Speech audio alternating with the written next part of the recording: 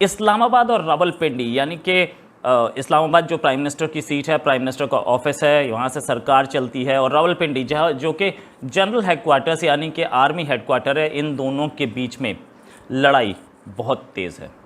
अब अगर वो सुनते नहीं है, कोई कंसेंसस नहीं क्रिएट हो रहा, और हर किस्म के नए कॉन्स्टिट्यूशनल क्राइसिस आ रहे हैं, और गवर्नमेंट बाय पार्लियामेंट खत्म होती जा रही है।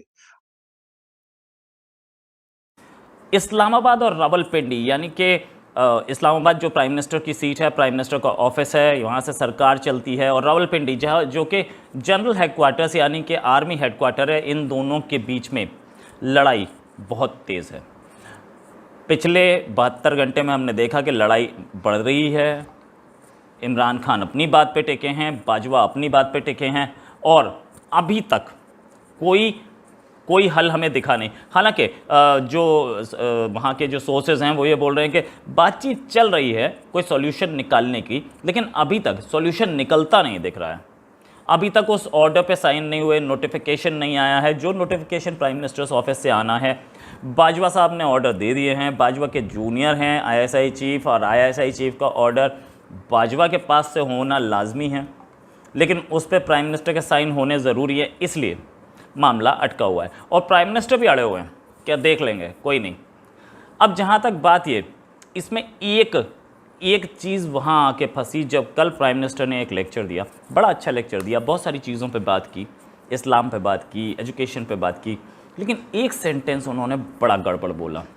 वो उन्होंने ये बोला कि हज़रत खालिद बिन वलीद ने, वो बड़े अच्छे से पेशेलार थे, लेकिन हज़रत उमर ने उनको हटा दिया था, और बोला कि जंग किसी आदमी की मोहताज नहीं होती, सिपहसालार का कोई मायने नहीं होता जंग में। ये बात बहुत स्ट्रॉन्ग थी, कमेंट बहुत स्ट्रॉन्ग था, और इसको जीएचक्यू रावलपिंडी में बहुत सीरियसली लिया गया होगा। क्या इमरान खान अपने आर्मी चीफ को सैक करने जा रहे हैं? और साथ में पूरा पाकिस्तान भी यही पूछ रहा है कि इस स्टेटमेंट का मतलब क्या था। सारी बातें एजुकेशन पे की, रिलीजन पे की। ये एक स्टेटमेंट उन्होंने आउट ऑफ कंटेक्स्ट बोला, लेकिन बोला। क्या वो सैक करने जा रहे हैं जनरल बाजवा को? इनफैक्ट अंदर की खबरें ये भी हैं कि इमरान खान के 3 करीबी, फवाद चौधरी, असद उमर और आज़म सवाती, ये तीनों के तीनों ने इमरान खान को बोला है कि आप जितनी भी स्टेट्स की असेंबलीज़ हैं सबको डिसॉल्व कर दीजिए। ये अभी रिकमेंडेशन गई है, इस पे भी अभी तक हमें कोई कुछ वो नहीं मिला है कि ऐसा कुछ हुआ था कि नहीं। ये खबरों के अनुसार खबर है। वहाँ के जो इमरान खान के जो करीबी लोग हैं, कुछ ऐसा बताया उन्होंने कि इन तीनों ने रिकमेंड किया, और बोला जनरल बाजवा से एक्सप्लेनेशन कॉल किया जाए। इसका मतलब ये कि कहीं नहीं कहीं कॉन्फिडेंस है गवर्नमेंट में कि बाजवा हमारा कुछ नहीं बिगाड़ सकते। और साथ में नवाज़ शरीफ से पूछा गया कि लंदन में किसी रिपोर्टर ने पूछा कि क्या हो रहा है वहाँ पे इस्लामाबाद में, कि जो आपने बोया वही काटना पड़ रहा है अब, तो वो हंसते हुए चले गए। इसका मतलब भी ये भी एक इंडिकेशन में वो हंसते हुए चले गए, मतलब कि जो फसल बोई थी आर्मी ने, इमरान खान, अब वो आर्मी उसी फसल को काट रही है, आर्मी के ऑर्डर्स को ओवररूल किया जा रहा है। अगर वो सुनते नहीं है, कोई कंसेंसस नहीं क्रिएट हो रहा, और हर किस्म के नए कॉन्स्टिट्यूशनल क्राइसिस आ रहे हैं, और गवर्नमेंट बाय पार्लियामेंट खत्म होती जा रही है, और गवर्नमेंट बाय ऑर्डिनेंस शुरू हो गई है। किसी ना किसी स्टेज पे ये जुडिशरी जो है ये खड़ी हो गई, या कोई चिंगारी लग गई, तो फिर क्या होगा? फिर आप हमारे पास आएंगे भागे भागे, हमें आके कहेंगे जी इसको रोकें, बाहर निकलें, रेंजर्स दे दें मुझे, ये कर दे वो कहते हैं हम कैसे करेंगे? तो अब मेरा ख्याल है इसकी वजह से उन्होंने सोचा कि हम थोड़ी सी अब अपने आप को भी बचाएं, और जनरल फैज को ये जो डायरेक्ट अटैक आ रही है इनको इससे हटाएं। इनका भी प्रोफेशनल रिक्वायरमेंट है कि अब एक कोर कमांड करें, और इम्पोर्टेंट जगह पे भेजा है, पेशावर, जहाँ के अब आगे तालिबान के साथ मुज़ाकरात होने हैं, लड़ाई होनी है पाकिस्तानी के साथ। वो इनको पता है अफगानिस्तान की सिचुएशन क्या है, सो ही इज हैंड्स ऑन।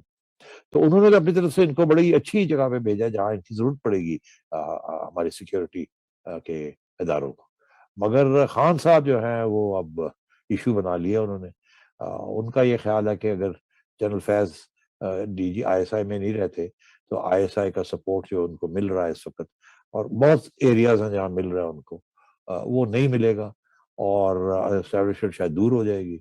उसके साथ फिर इनके लिए बहुत से नए नए मुश्किलात शुरू हो जाएंगी और एक इसका नतीजा ये निकलेगा कि अपोजिशन जो है वो और दिलेर हो जाएगी, उन्हें पता लग जाएगा अब एक गिरती हुई दीवारों को एक धक्का और दो। और ये जो मरियम ने जो बात की है जिस दिन ये सारे फैसले हो रहे थे, तो उस उनका ये ख्याल है कि मरियम को भी दलेरी जो आई है, इतनी बड़ी जबरदस्त किस्म की ब्रेव और सॉलिड अटैक आई है, और वो अटैक डायरेक्टली जनरल फैज के ऊपर आई है। तो शायद इनको कुछ पता चल गया था, या इनको उकसाया जा रहा है, या इनको ही she smelling the coffee and हाँ। इसलिए तो ये मौके से बात है फायदा भी मोटी उठा सकते हैं ना। तो जी, एनएस से ये एक सवाल लोग करें, मसलन एक सवाल है कि पिछले हफ्ते आपने यहीं पे कहा था कि अगर बात ना मानी तो आर्मी मार्शल लॉ के लिए तैयार होती है हर वक्त। तो क्या हाँ ये नहीं जी, नहीं, देखिए मैंने ये उसी वक्त ये भी कह दिया था कि आपने किसी ने पूछा कि मार्शल लॉ, मैंने कहा वो तैयार तो हर वक्त होते हैं, बट ये मार्शल लॉ वाला जमाना नहीं है और सूरत हाल नहीं है। जिस किस्म की क्राइसिस हो रही है, उस किस्म की क्राइसिस में martial law is not an option. अब अगर आप मेरे से अब ऑप्शंस ढूंढना शुरू कर देंगे तो फिर मजा आ जाएगा, बड़े हम हर किस्म की ऑप्शंस सोचना शुरू कर देंगे। तो जो कोई सवाल करना एक चाहिए, दो मैं ऑप्शंस दें। आपसे एक सवाल पूछता हूँ, अच्छा थोड़ा सा डायलॉग हो जाए, जी, शायद वी माइट डिसएग्री और माइट एग्री। आप हजरात से मैं ये पूछता हूँ कि अगर ये मामला रिजॉल्व ना हुआ, रिजॉल्व तो हो सकता है ना, इसके दो तीन तरीके मैंने बता ही दिए कि फॉर द टाइम बीइंग हो जाए, आगे जाके देखें, मगर अगर रिजॉल्व ना हुआ तो फिर इमरान खान साहब क्या सोचेंगे अपने सतून के बारे में, और सतून जो है इमरान खान साहब के बारे में क्या सोचेगा? इनके दरमियान क्या तल्लकात अच्छे हो जाएंगे, खराब हो जाएंगे, कैसे खराब होंगे?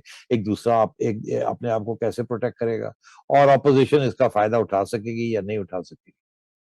तो बताइए ना जरा आप।